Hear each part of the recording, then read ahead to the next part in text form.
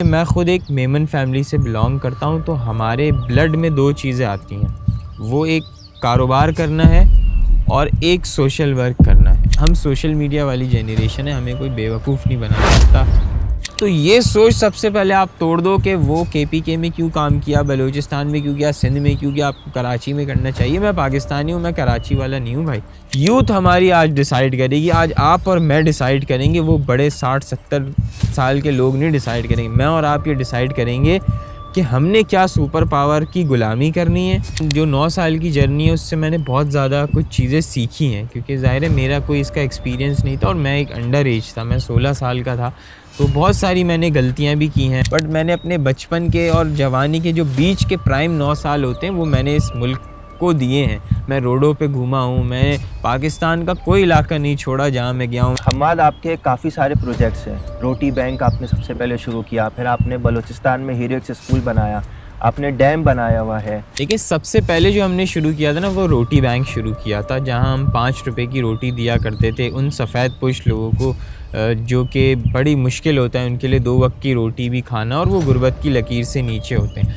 लेकिन आप पूछेंगे कि मेरा सबसे फेवरेट प्रोजेक्ट वो है हमारा हीरोइक्स स्कूल। रेवोल्यूशन है कि वो बच्चे जो कि चाइल्ड लेबर बनने की तरफ जा रहे थे, हमने उनको स्कूलों में डाला है। जब हमने 2015 में मैंने ये काम शुरू किया था, तो शायद मेरे पास 5, 7, 10 हज़ार रुपये थे, उससे मैंने ये काम शुरू किया था।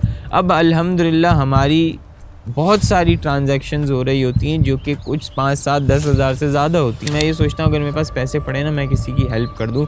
At the end of the month मेरे पास कुछ बचना नहीं चाहिए, बिल्कुल ज़ीरो अकाउंट हो जाना चाहिए कि आपका अल्लाह पे तवक्कल कितना है।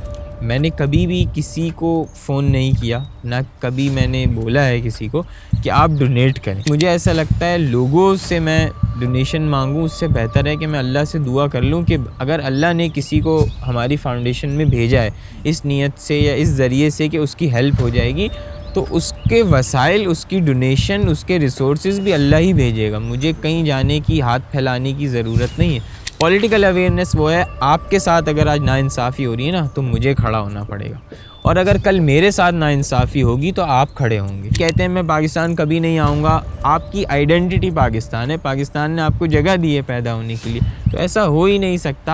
आप फ़र्स्ट नेशनल पाकिस्तान के, तो ऐसा हो ही नहीं सकता आप कहें मैं पाकिस्तान से अब मेरा कोई ताल्लुक़ ही नहीं है, आज तो मैं जा रहा हूँ बाहर। आज से हम हॉस्पिटल चला रहे हैं, हम स्कूल चला रहे हैं, हम स्किल सेंटर चला रहे हैं, हम रोज़गार प्रोजेक्ट चला रहे हैं, हमने पाकिस्तान में 50 सालों बाद डैम बनाया है, हमने बहुत सारी चीज़ें की हैं जो कि 9 साल पहले शायद नामुमकिन लगती थी। बट अब हम यहाँ जब आए हैं तो हमें पता है कि एग्जैक्टली अब हम क्या अचीव कर सकते हैं। और जब मैं कहता हूँ ना 2050 तक हम पाकिस्तान को ट्रांसफॉर्म करेंगे, इंशाअल्लाह हम उसको अचीव लाजमी करेंगे। अस्सलाम वालेकुम, मैं हूं आपका होस्ट साद फारूकी, और इस हम्माद फाउंडेशन की स्पेशल पॉडकास्ट और 9th एनिवर्सरी पे मैं आपका खुशामदीद करता हूं। हमारे साथ मौजूद है हम्माद फाउंडेशन के चेयरमैन हम्माद तनवीर। हम्माद, पहले तो आप ये बताएं कि इस फाउंडेशन का आगाज़ कैसे हुआ? कोई आपका कोई ज़ाती तजुर्बा, कोई वाक़या, कोई ज़िंदगी का लम्हा जिससे आपने कोई सबक हासिल किया और आपने बोला कि मैं अब फ़लाही काम में इस मुल्क की खिदमत करता हूँ? देखिए, हम्माद फाउंडेशन का आगाज़ हुआ था 29 दिसंबर 2015 को ऑफिशियली। उससे पहले भी मैं इस तरह के काम करता रहता था अपने दोस्तों के साथ, अपने कज़न्स के साथ मिलकर, बट कभी भी इसको ऑफिशियली करने का सोचा नहीं था। तो 29 दिसंबर 2015 वो दिन था जब मैंने सोचा कि इसको हम एक ऑफिशियली प्लेटफॉर्म बनाएं और इसको एक बड़े लेवल पर लेकर जाएं। क्योंकि मैं ख़ुद एक मेमन फैमिली से बिलोंग करता हूँ, तो हमारे ब्लड में दो चीज़ें आती हैं। वो एक कारोबार करना है और एक सोशल वर्क करना है। तो कोशिश कर रहे हैं कि जितने अच्छे लेवल पे सोशल वर्क को भी लेके जा सकें और कारोबार को भी लेके जा सकें। तो हम्माद, ये सब शुरू करते हुए कोई फैमिली की तरफ से मुखालफत या रिस्ट्रिक्शन, या फ्रेंड्स या सोशल सर्कल या सोसाइटी की तरफ से कोई मुश्किल आपको फेस आई? देखिए, अगर मुश्किलें तो हर जगह आपको आती हैं। अगर मैं ये कहूँ कि मुझे मुश्किल नहीं आई या बहुत इजी था पूरी जर्नी 9 साल की, तो ये सच नहीं होगा। ज़ाहिर है स्टेजेस वाइज जितनी मेरी एज थी 16 साल का था, तब मैंने ये काम शुरू किया था। तो जैसे जैसे स्टेजेस गुज़रते गए, मुश्किलें आती रहीं, बट उसको फ़ेस किया, अल्लाह ने उन मुश्किलों से निकाला। और अल्हम्दुलिल्लाह अब हम जब 9 सालों बाद अब मैं जो अपना पीछे सफ़र देखता हूँ, तो वो बड़ा आसान लगता है। वो आसान इसलिए लगता है क्योंकि वो मैंने कभी ज़िंदगी में चीज़ें फ़ेस नहीं की थी। क्योंकि इंसान जब आप जिस चीज़ को आपने फ़ेस नहीं किया होता, वो आपको मुश्किल लगती है, बट वंस आप उसको अचीव कर लेते हैं, उसको गो थ्रू कर लेते हैं, तो आपको लगता है यार ये तो कितना आसान था, मैं इसको सिर्फ अपने माइंड में उसको मुश्किल समझ रहा था। सो जो आप चाहते हैं ना ज़िंदगी में, उसको आप ईज़िली अचीव कर सकते हैं, सिर्फ़ आपकी नीयत साफ़ होनी चाहिए। वो कहते हैं ना, नीयत साफ़ मंज़िल आसान। बेशक बेशक। बिल्कुल। अच्छा हम्माद, आपके काफ़ी सारे प्रोजेक्ट्स हैं। रोटी बैंक आपने सबसे पहले शुरू किया, फिर आपने बलूचिस्तान में हीरो स्कूल बनाया, आपने डैम बनाया हुआ है, आप प्लांटेशन ड्राइव करते हैं। तो इस सब में सबसे पहले आपने एक तो क्या शुरू किया, और सबसे फेवरेट और सबसे असरअंदाज जो माशरे पे होता है, वो कौन सा प्रोजेक्ट है? देखिए, सबसे पहले जो हमने शुरू किया था ना, वो रोटी बैंक शुरू किया था, जहाँ हम 5 रुपए की रोटी दिया करते थे उन सफ़ेद पोश लोगों को, जो कि बड़ी मुश्किल होता है उनके लिए 2 वक़्त की रोटी भी खाना, और वो गुर्बत की लकीर से नीचे होते हैं। लेकिन आप पूछेंगे कि मेरा सबसे फ़ेवरेट प्रोजेक्ट, वो है हमारा हीरोइक्स स्कूल। और एक अब हमारे 2 स्कूल हो चुके हैं अल्हम्दुलिल्लाह। एक हमारा हीरोइक्स स्कूल है बलूचिस्तान खुजदार में, और एक हमारा कोयटा के अंदर भी एक हमने स्कूल शुरू किया है तकरीबन 1 डेढ़ महीना पहले। तो ये स्कूल वाले प्रोजेक्ट मुझे बड़े अच्छे लगते हैं, क्योंकि उसमें होता ये है कि पाकिस्तान में ना 2 ढाई करोड़ बच्चा स्कूलों से बाहर है। तो वो जो फर्स्ट डे एक्सपीरियंस बच्चा कभी स्कूल का कर ही नहीं पाता, कि मतलब अगर मैं स्कूल जाऊंगा तो उसका एक्सपीरियंस कैसा होगा। तो वो जब बच्चे स्कूल आते हैं, उनके चेहरों पे जो खुशी होती है, उनको बुक्स मिलती हैं, उनको स्टेशनरी मिलती है, उनको बैग मिलता है, उनको यूनिफॉर्म मिलता है, तो वो जब वो चीज़ें हासिल करते हैं, वो शायद मेरे और आपके लिए तो एक नॉमिनल सी चीज़ होती है कि यार मतलब स्कूल जा रहे हैं, कोई नई बात नहीं है। बट उन बच्चों के लिए जो कि आज तक कभी स्कूल गए ही नहीं है, ना सिर्फ वो बल्कि उनके माँ बाप भी कभी स्कूल नहीं गए, तो ये इट्सेल्फ एक समझ लें एक रेवोल्यूशन है कि वो बच्चे जो कि चाइल्ड लेबर बनने की तरफ जा रहे थे, हमने उनको स्कूलों में डाला है।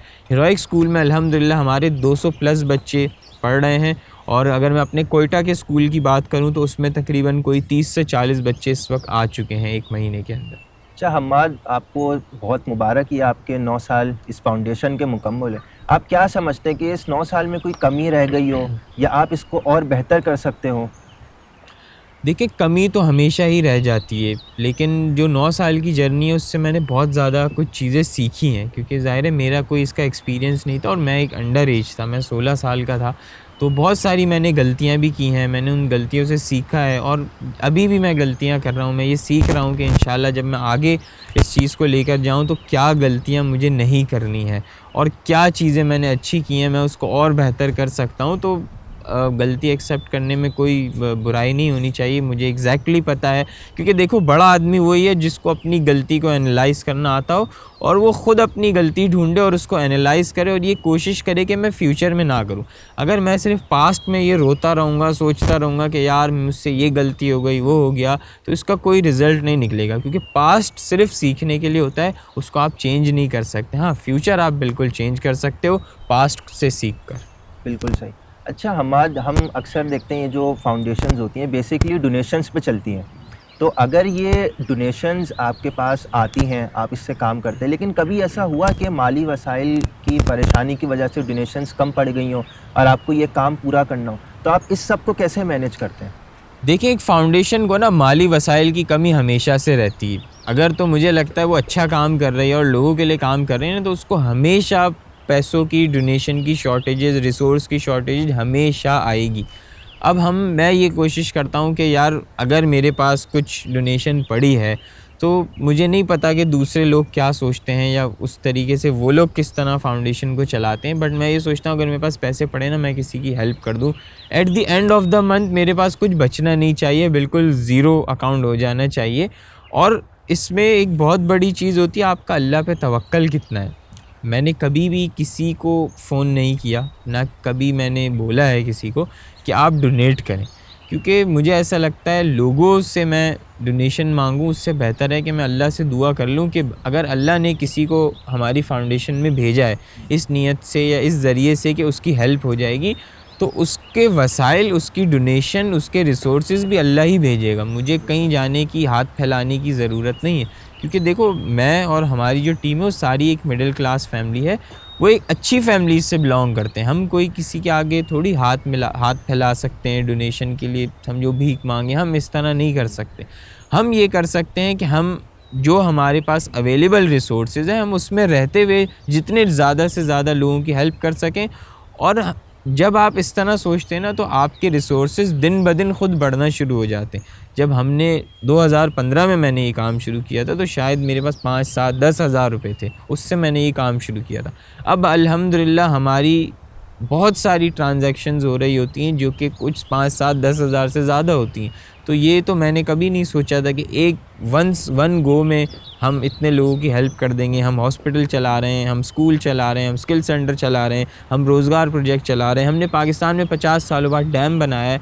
हमने बहुत सारी चीज़ें की हैं जो कि 9 साल पहले शायद नामुमकिन लगती थी। बट अब हम यहाँ जब आए हैं, तो हमें पता है कि एग्जैक्टली अब हम क्या अचीव कर सकते हैं। और जब मैं कहता हूँ ना 2050 तक हम पाकिस्तान को ट्रांसफॉर्म करेंगे, तो वो अब बिल्कुल भी मुझे मुश्किल नहीं लगता। वो बहुत ईज़िली एक स्मूथ रोड है, इंशाल्लाह हम उसको अचीव लाजमी करेंगे। अच्छा, ये जो आप ट्रांसफ़ॉर्म की बात करते हैं, तो ये स्टोरी ऑफ चेंज बेसिकली है क्या? आपको 9 साल हो गए, आप डिफरेंट प्रोजेक्ट्स कर रहे हैं, लोगों की फलाही मदद कर रहे हैं, तो आप आगे आप क्या करेंगे? आप इसको एक फ़र्दर चेंज, एक मैसिव चेंज कैसे बनाएँगे इस फाउंडेशन को, इस माशी और माशरती हालात में जहाँ पे इतनी महंगाई है और इतनी अफरा-तफरी है? आज का पाकिस्तान चेंज के लिए ना तरस रहा है। मतलब आज अगर हमने पाकिस्तान को बदलने की, पाकिस्तान को चेंज करने की कोशिश नहीं की ना, तो जो 75 सालों में हमने बर्बादी देखी है ना, वो मुझे नहीं लगता कि हम इस तरह आगे सरवाइव कर सकते हैं। क्योंकि हर मसला है पाकिस्तान में, गुर्बत है, माशी तौर पे मसला है, अनएम्प्लॉयमेंट है, लोगों के लिए रहना मुश्किल हो गया है। हर बंदा ये सोच रहा है कि मैं बस इस मुल्क को छोड़ूं, मुल्क से बाहर जाऊं और मुल्क जाने और यहाँ के लोग जाने, मुझे यहाँ पे नहीं रहना। यहाँ के जो नौजवान हैं ख़ास तौर पे, वो अपने साथ इस मुल्क का मुस्तकबिल नहीं देखना चाहते। वो ये चाहते हैं कि बस इस मुल्क को हम छोड़ें और यहाँ से जाएं। क्योंकि वो क्यों ना जाएं बाहर? क्योंकि बाहर उनको ज़्यादा फैसिलिटीज़ मिल रही है, चीज़ें मिल रही हैं। बट बात यहाँ आती है कि इन सारे मसाइल का सोल्यूशन क्या है। और जब हमाद फाउंडेशन ये बात करती है कि हम 2050 तक पाकिस्तान को ट्रांसफॉर्म करेंगे, तो वो क्या ऐसी चीज़ें हैं जिनकी बुनियाद पर मैं ये बात कर रहा हूँ? तो वो 5 चीज़ें हैं जिसकी बुनियाद पे मुझे ऐसा लगता है कि इंशाअल्लाह हम पाकिस्तान को 2050 तक एक अजीम मुल्क बना देंगे। उसके अंदर सबसे पहले आती है आपका वुमेन एम्पावरमेंट। ख़वातीन को जब आप एम्पावर करेंगे ना, तो ख़वातीन जब एम्पावर होंगी, आपका माशरा ख़ुद एम्पावर हो जाएगा। क्योंकि देखो, एक ख़ातून जो होती है ना, वो एक बड़ा अहम किरदार अदा करती है बच्चों की परवरिश में। और एक माशरा किस तरफ जाना चाहिए, क्या डिसाइड, उसको डिसाइसिव डिसीशन वो उनके हाथ में होते हैं। और इस्लामिकली भी अगर आप इसको देखो ना, हज़रत खदीजा बुनियाद थी इस्लामिक रेवोल्यूशन की। वो फ़र्स्ट जो है ना शख्स थी जिन्होंने हुज़ूर सल्लल्लाहु अलैहि वसल्लम की बात पे ईमान लेकर आई थी, इस्लाम लेकर आई थी। तो इस बात से ये साबित होता है कि किसी भी माशरे ने अगर तरक्की करनी है, कोई भी रेवोल्यूशन आना है या कोई एक ट्रांसफॉर्मेशनल चेंज आना है, इसको इस तरह ले लें, सो वो ख़वातीन उसकी बुनियाद है। सेकेंडली उसमें आएगा आपका यूथ एम्पावरमेंट। यूथ हमारी आज डिसाइड करेगी। आज आप और मैं डिसाइड करेंगे, वो बड़े 60-70 साल के लोग नहीं डिसाइड करेंगे। मैं और आप ये डिसाइड करेंगे कि हमने क्या सुपर पावर की ग़ुलामी करनी है, या उनकी आंखों में आंखें डाल के बात करना है, अपने स्टेटस के मुताबिक बात करना है, या कुछ कॉम्प्रोमाइज़ करना है और हमने अपना नुकसान करना है। ये हम डिसाइड करेंगे। यूथ एम्पावर जब होगी, वो डिसीशन लेगी, वो फ़ैसले करेगी अपने मुस्तकबिल का। तीसरी इसके अंदर चीज़ आती है आपकी पॉलिटिकल अवेयरनेस। उसमें ये नहीं है कि मैं और आज आप सड़क पे जाएं और रोड ब्लॉक कर दें, ये पॉलिटिकल अवेयरनेस नहीं है। पॉलिटिकल अवेयरनेस वो है, आपके साथ अगर आज नाइंसाफ़ी हो रही है ना, तो मुझे खड़ा होना पड़ेगा। और अगर कल मेरे साथ नाइंसाफ़ी होगी तो आप खड़े होंगे। और अगर कल किसी और के साथ नाइंसाफ़ी होगी तो हम दोनों को खड़ा होना पड़ेगा। क्योंकि हम इस चीज़ का वेट नहीं कर सकते कि हमारे घर पे आग जले तो ही हम घर से बाहर निकले आग बुझाने के लिए। हमें एक माशरती बुराई को ख़त्म करने के लिए यूनिटी अपने अंदर, सबके अंदर कलेक्टिव पैदा करनी होगी। चौथी इसके अंदर हमारी चीज़ आती है सोशल रिस्पॉन्सिबिलिटी, जो हमाद फाउंडेशन के सारे प्रोजेक्ट्स हैं, मेडिकल, स्कूल, रोज़गार, वुमेन रोज़गार, रोटी बैंक, बहुत सारी चीज़ें जो हम चीज़ें कर रहे हैं, सोशल वेलफेयर के प्रोजेक्ट। क्योंकि देखो, आप अच्छी यूनिवर्सिटी में हो, मैंने अच्छी यूनिवर्सिटी से पढ़ा है, मैंने अच्छी तालीम ली है, मैं अच्छे घर में रहता हूँ, मेरे पास फैसिलिटीज़ हैं, आपके पास हैं। क्या पाकिस्तान में सबके पास हैं? ऐसा नहीं है। हम सिर्फ ये सोचते हैं यार मेरे पास अच्छी गाड़ी हो, अच्छा घर हो, अच्छी जगह शादी हो जाए और इसके बाद बच्चे हों, उनकी शादी हो और मैं फिर मर जाऊँ। तो हम तो अल्लाह ने हमें अशरफुल मखलूक़ात बनाया ना यार। आप में, हमारे अंदर और एक जानवर में फ़र्क क्या है? वो भी आता है, जानवर भी खाता पीता बच्चे पैदा करता है, दुनिया से चले जाए। तो हमारे और जानवर में फ़र्क क्या है? वो सोशल रिस्पॉन्सिबिलिटी जब आती है तो वो इंसान अलग होता है दूसरों से। अल्लाह की सबसे बेहतरीन तख्लीक है। लास्ट इसमें आता है क्लाइमेट चेंज। क्लाइमेट चेंज इसलिए ज़रूरी है कि पाकिस्तान उन टॉप 10 कंट्रीज़ में आ रहा है जो कि क्लाइमेट की वजह से सबसे ज़्यादा इफ़ेक्टेड है।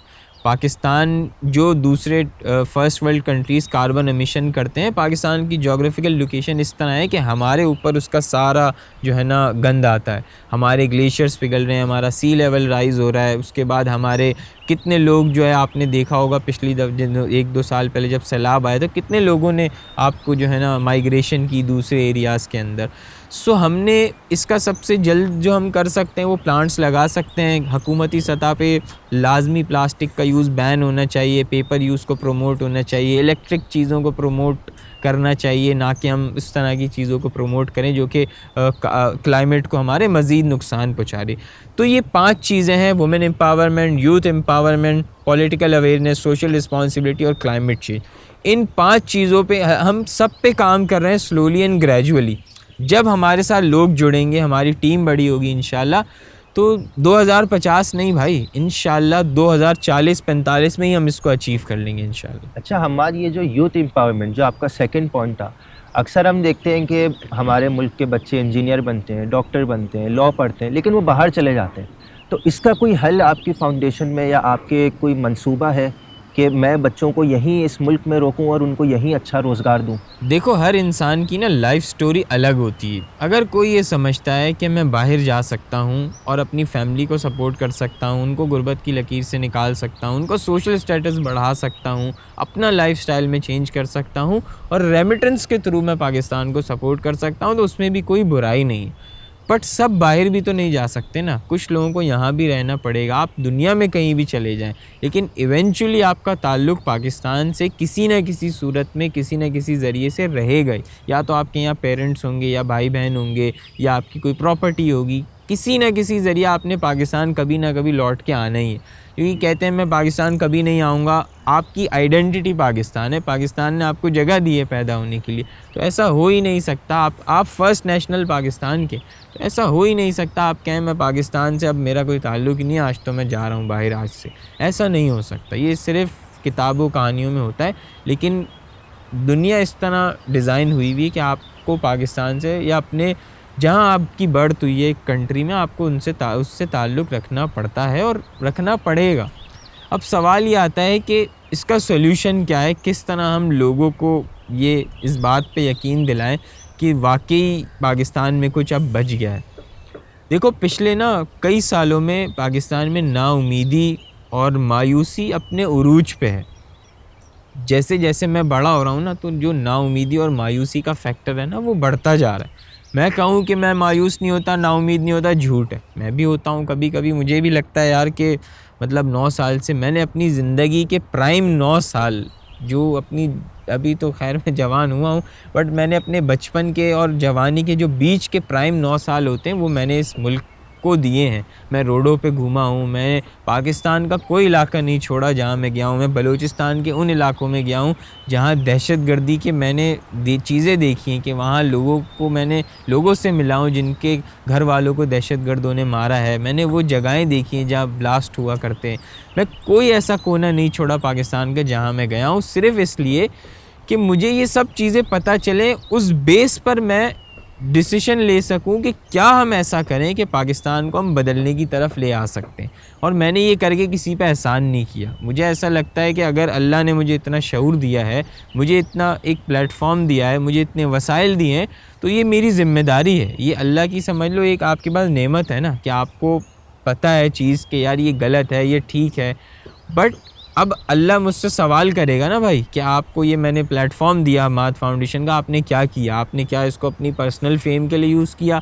क्या आपने इसको पैसे बनाने का ज़रिया बनाया? क्या आपने इसको एज़ अ माफिया बना दिया, लोगों को मैनिपुलेट किया? क्या आपने इसको एज़ अ प्रेशर ग्रुप बनाया, लोगों को ब्लैकमेलिंग करी? नहीं। मैंने क्या किया इस प्लेटफॉर्म से? मैंने इस प्लेटफॉर्म को यूज़ करते हुए यूथ को अपने साथ जोड़ा और उनको एक यकीन दिलाया। आज कोई तकरीबन 900 से 1000 लोग हमारे साथ वॉलंटियर कर चुके हैं। उनको शायद कहीं ना कहीं ये उम्मीद किसी को तो होगी ना कि यार पाकिस्तान सुधरेगा। और 9 साल पहले आज से मेरी ऑडियंस क्या थी? मैं अकेला था, मेरी ऑडियंस साथ में कोई भी नहीं थी। हमारा जो फर्स्ट प्रोजेक्ट हम्माद फाउंडेशन ने किया था ना, उसमें आपको पता है मेरे साथ कौन आया था? हम सबसे पहले हमने प्रोजेक्ट किया था गिद्दू बंदर में। एक ड्राइवर आया था, मेरा भाई आया था और एक मेरा कज़न आया था। हम 3 लोग गए थे और मैं 4 लोग रमज़ान में गए थे। हम 4 लोग गए थे। बाकी मैंने जिस दोस्त को बोला, जिसको बोला कि आओ, बोला यार अभी कौन आएगा, रमज़ान में धूप है, रोज़ा लगेगा, चीज़ें होंगी। बट उन्होंने उस वक्त बिलीव नहीं किया। उन्हें लगा, और सही बात थी ये, क्यों आज मुझे भी कोई बोलेगा मैं उस पर बिलीव नहीं करूँगा। बट वंस जब ये 9 साल पूरे हुए ना, तो लोगों का बिलीव बढ़ने लगा कि हाँ यार एक बंदा 9 साल से काम कर रहा है, मतलब कोई बात है, कोई चीज़ है। तो जैसे जैसे ये 9 साल का सफ़र होता रहा, लोग जुड़ते गए। जब लोग जुड़ते गए तो लोगों के अंदर एक होप आती गई, उम्मीद आती गई। और आपने कहा नौजवानों को हम क्या दे रहे हैं? हम नौजवानों को उम्मीद दे रहे हैं, हम नौजवानों को होप दे रहे हैं, हम नौजवानों को एक राह दे रहे हैं कि आप हम्माद फाउंडेशन को ज्वाइन करके पाकिस्तान को ट्रांसफॉर्म कर सकते हैं। और अभी भी पानी सर से नहीं गुज़रा, ये अचीवेबल है और इंशाल्लाह हम इसको अचीव करके दिखाएंगे। क्योंकि कोई ऐसा काम नहीं जो अल्लाह ने इंसान को जहन में दिया हो और वो अचीव ना कर सके। इंशाल्लाह। हम्माद, आपके इरादे तो बहुत नेक और अच्छे हैं, लेकिन अक्सर लोग हिचकिचाते हैं फंडिंग करने में। तो ये जो ट्रांसपेरेंसी, आप इसके बारे में क्या कहेंगे ताकि लोग फंडिंग करें और उन्हें ये उम्मीद हो कि मैं जो पैसा दे रहा हूँ वो पाकिस्तान की आवाम पे लग रहा है? देखो, जब मैं आपसे बात कर रहा हूँ ना, हम्माद फाउंडेशन के फाइनेंशियल स्टेटमेंट्स हमारे सोशल मीडिया पे अवेलेबल हैं। 100 रुपीज़ कैंपेन का हर मंथ अपडेट मिलती है। जो हमारी फाइनेंशियल स्टेटमेंट है वो हमारी वेबसाइट पे भी है, सोशल मीडिया पे भी आपको मिल जाएगी। जहाँ तक रही बात लोगों को कन्विंस करने की, तो मैं लोगों को सिर्फ कन्विंस फाइनेंशियल रिपोर्ट्स दिखा कर ही कर सकता हूँ। मेरी ऐसी नेचर नहीं है कि मैं जाके किसी के आगे जो है ना एक डोनेशन की भीख मांगूँ कि आप मुझे डोनेशन दें। नहीं, मैं आपसे रिपीट कर रहा हूँ, मैं लोगों से मांगने से बेहतर है जिस अल्लाह ने लोगों को मेरे पास हमारी फाउंडेशन में भेजा है रिक्वेस्ट लेकर, उनके वसाइल भी अल्लाह ही हमें दे रहा है। हमारी कोई मतलब हैसियत नहीं है मैं ये बड़ा बन जाऊँ कि मैंने हेल्प किया और मैंने ये कर दिया, कुछ भी नहीं किया। मेरी कोई हैसियत नहीं है। हमारे पास आती है लोगों की अमानत, हम एक ज़रिया बन जाते हैं। थोड़ा सा मुझे लगता है बस सवाब अल्लाह करे मिल रहा हो, क्योंकि मुझे कभी ऐसा लगता है कि ये शायद दिखावे या उसके ज़ुमरे में ना जा रहा हो। सो उम्मीद है कि थोड़ा बहुत सवाब हमें मिल रहा हो। यहाँ से लोगों की अमानत आ रही है और वहाँ लोगों के पास जा रही है जो लोग इसको डिज़र्व करते हैं। हमारा इसमें कोई जो है ना वो नहीं है फ़ायदा। अच्छा हम्माद, ये 9 साल आपके पूरे हो गए, अब आप इसको कितना अरसा देखते हैं कि मैं अब आपको क्या तब्दीलियां महसूस करते हैं आप खुद में भी, इस फाउंडेशन में भी, और क्या महसूस करते हैं कि मुझे इसमें और तब्दीली लानी चाहिए? क्या तब्दीलियां आप लाना चाहेंगे? देखो, 3 तब्दीलियाँ जो मैं अपने अंदर भी और इस फाउंडेशन के अंदर भी लाना चाहूँगा, वो होगा कि मज़ीद प्रोफेशनलिज़म से हम काम करें। कि जब ज़ाहिर है 9 साल पहले हमने शुरू किया था, ये एक इदारा नहीं था, एक वन मैन शो था, अब चीज़ें चल रही थी। बट अब 9 साल बाद जब मैं खड़ा हूँ तो अल्हम्दुलिल्लाह हमारे 35 पेड एम्प्लॉयज़ हैं। इसके अलावा वॉलंटियर्स बहुत ज़्यादा हैं। तो मज़ीद प्रोफेशनलिज़म की तरफ जब हम जाएंगे सो मज़ीद हमारे इदारे के ग्रो करने के चांसेस होंगे। सेकेंडली, इसके अंदर जो मैं चीज़ इम्प्रूव करना चाहूँगा, लाना चाहूँगा, वो मज़ीद और डेडिकेशन लाना चाहूँगा अपने अंदर भी और जो हमारी टीम है उसके अंदर भी। क्योंकि डेडिकेशन से जब आप काम नहीं करेंगे, अगर मैं ज़बरदस्ती काम कर रहा हूँ मुझे मज़ा नहीं आएगा। हमारी टीम अगर ज़बरदस्ती काम कर रही होगी तो उनको भी मज़ा नहीं आएगा। जब डेडिकेशन से काम होता है, जब दिल से आपका काम होता है ना, देखो दिल और दिमाग में बड़ा फ़र्क है। आपका दिमाग कहता है कि यार आप इंजीनियर बन जाओ, डॉक्टर बन जाओ, CSS कर लो, बट आपका दिल कहता है नहीं यार आप जो है ना ये करो ये। तो हमेशा जब आपके दिल और दिमाग की एक लड़ाई होगी ना, तो उसमें अगर आपके दिल ने आपके दिमाग को कन्विंस कर लिया ना कि आप ये नहीं ये अचीव कर सकते हो, मतलब आपने सोशल बैरियर तोड़ दिया। कि दिमाग लोग आपको बताते हैं कि यार ये नहीं ऐसे होना चाहिए, बट आपका जो दिल कहता है ना उसमें ही आपको असल सेटिस्फेक्शन आती है। तो ये कुछ 2-3 चीज़ें हैं जो कि मैं इम्प्रूव करना चाहूँगा आगे भी, और कोशिश करेंगे इंशाल्लाह। अच्छा, आप अब 9th एनिवर्सरी के मौके पे हमारे सामीन को क्या बोलना चाहेंगे, कोई ख़ास पैगाम? पाकिस्तान मुझे पता है बहुत बुरे हालात से गुज़र रहा है, शायद 75 सालों 77 सालों बाद इतने मुश्किल हालात कभी नहीं थे हमारे मुल्क पे, बट अनफॉर्चुनेटली हम उस मोड़ पे आके खड़े हो गए हैं कि अगर हमने आपस में झगड़े ख़त्म नहीं किए, अगर हम आपस में यूनाइट नहीं हुए, हम आपस में मिल के अगर आगे नहीं बढ़े, तो जो पाकिस्तान के अंदरूनी और बैरूनी दुश्मन है ना वो पाकिस्तान को खा जाएंगे। और किसी हद तक उन्होंने हमें डैमेज भी किया है, बट अभी भी पानी सर से नहीं गुज़रा है। जो हमारी यूथ है वही हमारी एक समझ लें हमारी एक मेन पॉइंट है जिसके थ्रू हम पाकिस्तान को बदल सकते हैं। हमारी 60% यूथ है। तो यूथ को ये सोचना होगा कि यार हमारी डायरेक्शन क्या है। क्या हमने एक मिसगाइडेड मिज़ाइल की तरह ही घूमना है, हमें नहीं पता सुबह उठ के हमारा क्या करना है हमें, या हमने अपना एक विज़न बनाना है। हमने ये सोचना है कि आज हम जब सुबह उठें तो हम कैसे इस मुल्क को तरक्की दे सकते हैं, कैसे इस मुल्क को आगे लेके जा सकते हैं। हमें एक सेल्फ़िश अप्रोच को ख़त्म करना होगा। हमें जब बात आएगी कि अपने इंडिविजुअल डिसीशन और एक पाकिस्तान का डिसीशन है, तो उसमें हमें पाकिस्तान वाले डिसीशन को ज़्यादा फ़ोकियत देनी होगी। सो मुझे नहीं, देखो हमेशा ना अच्छे बुरे लोग तो लाजमी आपको मिलेंगे जो ये सोचेंगे यार ये आपको समझ लो एक तरह से डीमोटिवेट करने की कोशिश करेंगे, बट आपने उनकी बातों में नहीं आना। ये माशरे में होते हैं और उनकी भी गलती नहीं है, क्योंकि उनका रोल अल्लाह ने रखा है, वो डीमोटिवेट है, वो एक बैड कॉप है। जो गुड कॉप वाले लोग हैं ना, जो अच्छे लोग हैं, उन्होंने सिर्फ ये सोचना है कि अगर अल्लाह ने हमें कोई वसाइल दिए हैं, कुछ प्लेटफॉर्म दिया है, तो हमने लोगों की हेल्प करनी है। और कभी भी ये जहन में नहीं सोचना कि इसका रिज़ल्ट मुझे मिलेगा। अगर आपने ये सोच लिया ना कि इसका रिज़ल्ट मुझे चाहिए या मैं एक्सपेक्ट कर रहा हूँ कि आज मैं किसी की हेल्प कर रहा हूँ तो वो मुझे कल को हेल्प पहुँचाएगा, फ़ायदा पहुँचाएगा, कोई फ़ायदा नहीं है, आपको नुकसान होगा। अच्छा हम्माद, आपने हीरोइक्स स्कूल बनाया बलूचिस्तान में, डैम बनाया केपीके में, लेकिन हम आजकल देखते हैं कि कराची में गुर्बत का ज़्यादा हाल बुरा है और पानी का मसला 2 से 3 माह में बहुत ज़्यादा बढ़ गया है। तालीम यहाँ पे बहुत ज़्यादा कम है। तो ये सारे जो आपने मंसूबे अपने बनाए हैं और जो प्रोजेक्ट्स हैं वो आपने कराची में क्यों नहीं बनाए? देखो कराची में ना एक बात बताओ, आप बहुत सारी एनजीओज़ काम कर रही हैं, सब चीज़ें हो रही हैं अल्हम्दुलिल्लाह, और काफ़ी हद तक कराची फिर भी बहुत बड़ा है, उसको कवर नहीं कर पा रहे। बट बलूचिस्तान में हमने जहाँ स्कूल बनाया है ना यार, वहाँ पे वो बच्चे कभी स्कूल गए ही नहीं हैं, उनके माँ बाप भी कभी स्कूल नहीं गए। वो दहशतगर्दी में उनके कई लोगों बच्चों के माँ बाप, उनके रिश्तेदार शहीद हो चुके हैं। तो क्या वो पाकिस्तानी नहीं है? क्या उनका हक़ नहीं है कि वो यहाँ पर मतलब चीज़ें सीख सकें, स्कूल में जा सकें? क्या उनका हक़ नहीं है? क्या केपी के लोग वालों का हक़ नहीं है कि वहाँ डैम बने, उनको भी पानी मिले? हमारे तो नल में पानी आ जाता है, क्या उनका हक़ नहीं है? तो ये सोच सबसे पहले आप तोड़ दो कि वो केपीके में क्यों काम किया, बलूचिस्तान में क्यों किया, सिंध में क्यों किया, आपको कराची में करना चाहिए। मैं पाकिस्तानी हूँ, मैं कराची वाला नहीं हूँ भाई। ये जो आपके जहन में आपको बचपन से सिखाया गया है ना कि आप तो कराची वाले हो और आप पंजाबी हो, आप महाजिर हो, आप बलोची हो, आप ये हो, ये सबसे पहले तो ये हटा दो।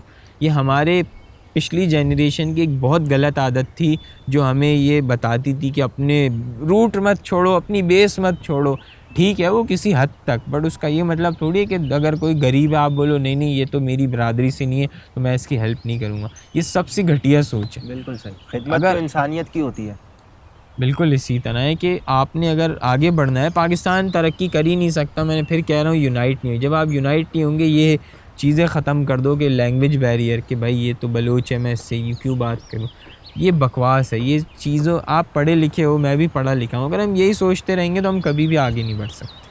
अच्छा हम्माद, आखिरी सवाल ये कि आपकी फ़ाउंडेशन को 9 साल हो गए। बहुत बड़ी-बड़ी एनजीओज़ फाउंडेशन वो खुली हुई है जिन्हें काफ़ी अरसा हो गया है, वो एक मैच्योर लेवल पे पहुंच गई है। तो आप इस फाउंडेशन को कहाँ देखते हैं और इसमें क्या आप एक स्पेशलिटी महसूस करते हैं? इसको कैसे आप डिफरेंशिएट करते हैं दूसरी ऑर्गेनाइजेशन से? देखो एक स्पेशलिटी दूसरी ऑर्गेनाइजेशन जो हमें, जब हमने एक दफ़ा ना हम अपनी फाउंडेशन का स्वॉट एनालिसिस कर रहे थे कि यार स्ट्रेंथ क्या है, वीकनेस क्या है, अपॉर्चुनिटी क्या है, थ्रेट क्या है। हमारी जो स्ट्रेंथ है वो हमारी यूथ है, मेरी कोई एज इतनी ज़्यादा नहीं है, 24-25 साल है भाई। सो हमारे जो मेरे अराउंड लोग हैं उनकी भी एवरेज एज इतनी ही है, मुझसे छोटी ही होगी या मुझसे 1 आध 2 साल बड़ी होगी। तो हमारी सबसे जो यूएसपी है वो हमारी यूथ है, हमारी जो यूथ एम्पावरमेंट है। हम इस जनरेशन के लोग हैं, हमें पता है कि यार पाकिस्तान में क्या गलत है, और हम सोशल मीडिया वाली जनरेशन है, हमें कोई बेवकूफ़ नहीं बना सकता कि जो 80 की दहाई में हमारे अब्बू को बना दिया था ना अखबार में ख़बर दे के गलत। हमें पता है क्या गलत है, क्या हो रहा है, क्या काला है, क्या सिया है। हम इतने अवेयर हैं, हम इतने पॉलिटिकली भी अवेयर हैं और हम अपने इतना सोशली भी अवेयर हैं, हमें इतना पता है। हम बेवकूफ़ अब नहीं रहे, हमने ये बेवकूफ़े वाले जो जाल थे वो हमने तोड़ दिए, और इंशाल्लाह हम ये मेक श्योर करेंगे कि हमारी जो आने वाली नस्ल है या जो हमारे साथ के लोग हैं वो भी इस चीज़ को जल्द से जल्द तोड़ें और आगे निकलें, और उन्हें पता हो कि कौन पाकिस्तान का दुश्मन है और कौन पाकिस्तान से मुखलिस है। तो ये था हम्माद फाउंडेशन का 9 साल का सफ़र। हम सलाम पेश करते हैं हम्माद तनवीर और इस फाउंडेशन की काविशों को। जल्द मिलते हैं अगली पॉडकास्ट में। अल्लाह हाफ़िज़।